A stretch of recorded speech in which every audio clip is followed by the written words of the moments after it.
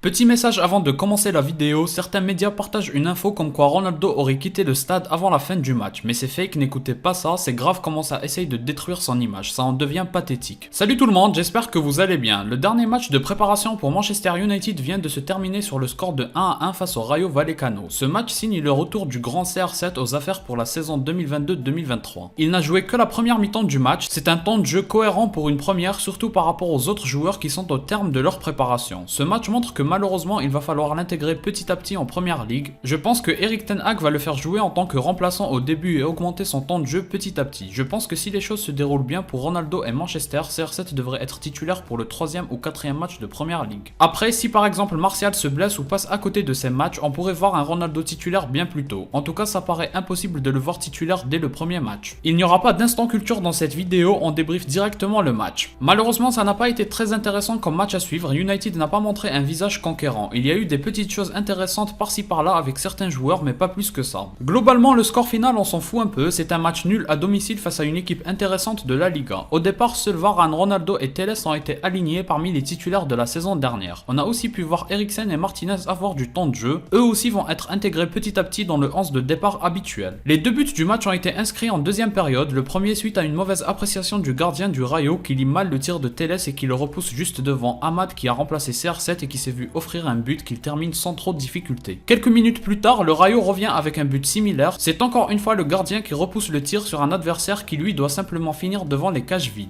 Au-delà des buts et du score final, que personnellement je ne considère pas vraiment important dans un match de préparation, ce qui est important selon moi c'est le visage affiché par l'équipe et les prestations des joueurs individuellement. Le visage de Manchester United ne m'a pas beaucoup plu, voire même pas du tout pour une première de Erik ten Hag à domicile. Après, comme je vous l'ai dit, dans le 11 de départ il y avait déjà beaucoup de joueurs expérimentés et surtout des jeunes de l'académie. Donc autant dire qu'il n'y a pas de conclusion à tirer de ce match, pas sur le niveau collectif de l'équipe en tout cas. Cependant, on a vu des choses intéressantes entre certains joueurs. On a par exemple vu une complicité entre Ronaldo et Eriksen qui se sont beaucoup cherchés, de même entre Ronaldo et Garnacho. Ce sont les trois joueurs qui ressortent le plus de ce match à mon avis. Et encore plus Ronaldo et surtout Garnacho. Bref, on a vu un Manchester United de la saison dernière, une équipe qui ne presse pas tant que ça et qui attend son adversaire. C'est décevant de voir ça, mais je suppose que c'est normal au vu des 11 titulaires. En tout cas, on n'a rien vu d'impressionnant collectivement, certains joueurs sont rapides et techniques, mais c'est pas ça qui manque au collectif mancunien. Passons maintenant aux performances individuelles des joueurs, mais juste avant, parlons d'un possible scandale. C'est Varane qui a été le capitaine de l'équipe et pourtant Ronaldo était sur le terrain. J'espère vraiment que ce n'est pas une décision du club ou du coach parce que ce serait vraiment scandaleux au vu du background de Ronaldo à Manchester United. Ronaldo est une légende du club, alors que Varane à Manchester c'est pas plus qu'une saison flop remplie de blessures. Donc j'espère vraiment que c'est Ronaldo qui a refusé pour des raisons qui lui appartiennent, soit parce qu'il se voit mal être capitaine sur son premier match de préparation, ou alors c'est lié à ses envies de départ, ou encore ce serait lié au fait qu'il savait qu'il n'allait pas jouer le match en entier dans tous les cas. Bref, j'espère vraiment que le club n'a pas choisi Varane comme capitaine par pure préférence par rapport à Ronaldo, sinon ce serait vraiment scandaleux. Dites-moi ce que vous en pensez en commentaire. Pour vous, Ronaldo aurait-il dû être capitaine lors de ce match? En tout cas, revenons aux prestations des joueurs et commençons par Ronaldo. Il avait l'air heureux, il a beaucoup souri peu importe si l'action se terminait mal ou pas, il avait l'air d'être de bonne humeur et plutôt encourageant pour ses coéquipiers. Surtout qu'autour de lui c'était de vrais jeunes joueurs. Il a eu une seule occasion où il a cherché la lucarne au premier poteau mais ça a fini en tribune. Mais on a quand même vu que quand il part en profondeur et qu'il se place le ballon avec le pied droit pour finir avec le pied gauche, c'est fluide et puissant et ça ne change pas même avec l'âge. Il a manqué de précision sur cette action là mais il avait mis le même but face à Newcastle la saison dernière juste après son arrivée. Mis à part cette occasion, il a plutôt eu un rôle de relayeur, il a beaucoup participé à faire circuler la balle et aérer le jeu pour ouvrir des espaces. Il a lancé ses coéquipiers 2 ou 3 fois avec des passes en profondeur de génie, franchement ça annonce une autre saison exceptionnelle de sa part. En tout cas c'est une première mi-temps satisfaisante et il pourrait faire du bien en entrant en tant que remplaçant lors du premier match de première ligue. Ensuite, parlant de Garnacho, il a tout pour devenir un vrai phénomène. Il fait beaucoup de différences sans être spécialement technique, mais sa prise de balle et sa vitesse balle au pied sont suffisantes pour qu'il élimine ses adversaires. Il a fait beaucoup de différences sur son côté et je trouve qu'il a le potentiel pour concurrencer Sancho et Rashford. Par contre, Greenwood manque cruellement sur le côté droit, il faut le dire. Sinon, le petit Shank, je l'ai trouvé brouillant et pas très en réussite dans ses tentatives, rien à voir avec ce qu'a montré Garnacho. En ce qui concerne Martinez en défense, lui aussi a montré la raison pour laquelle le coach le voulait absolument et pourquoi il valait son prix. Il est calme, efficace et juste dans ses choix. Le fait qu'il soit gaucher est ultra important et ça apporte une vraie diversité en défense. Je suis sûr qu'il va vite s'imposer comme indétrônable du poste de titulaire lui. Et enfin Eriksen, j'ai beaucoup aimé ses déplacements et sa justesse, il se projette beaucoup et il fait les bons choix. C'est quelqu'un qui apporte de la tranquillité au milieu de terrain grâce à sa vision de jeu et c'est très bien d'avoir un tel joueur parce que United galère souvent pour ses sorties de balles. Je pense que sa relation avec Ronaldo pourrait ressembler à ce qu'on aurait aimé voir entre Ronaldo et Pogba, en tout cas je l'espère. Un autre joueur qui est entré en cours de jeu et que je veux absolument voir titulaire, c'est Eric Bailly. Alors en défense il va y avoir beaucoup de concurrence entre Maguire, Varane et Martinez, ça va être compliqué pour Bailly, pourtant c'est lui mon préféré pour le moment. Et même la saison dernière il avait eu peu de temps de jeu, pourtant c'était toujours convaincant. Bref, pour finir, j'ai hâte de voir ce premier match de Premier League, ça promet du lourd pour commencer le championnat, ce sera face à Brighton dimanche prochain à 15h et je vous donne rendez-vous pour le débrief en espérant que Ronaldo aura du temps de jeu bien sûr. Si vous avez aimé, n'hésitez pas à liker, commenter, vous abonner et surtout partager pour me soutenir. Moi je vous dis à la prochaine, portez-vous bien.